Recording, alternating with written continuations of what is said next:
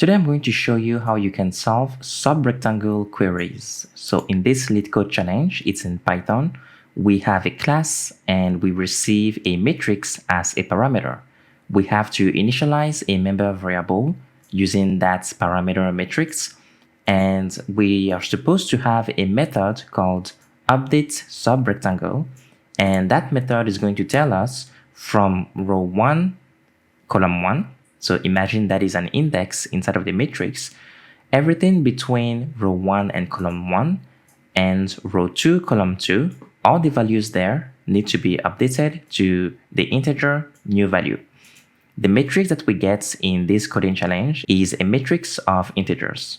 So you can consider this as a subrectangle or a submatrix inside of the main matrix.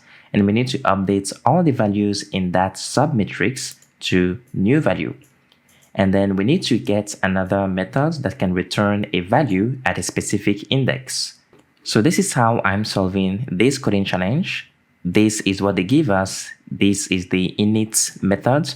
We get the self keyword, of course, and then we have this rectangle, which is a matrix to the array of integers.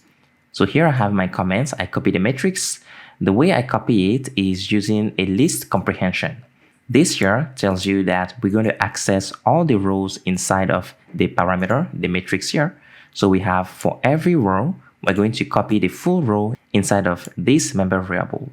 And by the time we are done, this is going to hold all the values as a 2D array as this parameter.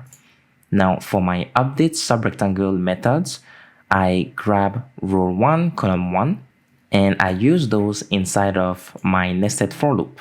So first I access all the rows and I say for every row starting from row 1 all the way to row 2, I have +1 because in Python, the end is excluded from the range. So if you simply write row 2, it's going to go from row 1 all the way to row 2 minus 1.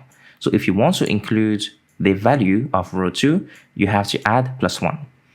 Now I do the same thing for all the values inside of my row using my column.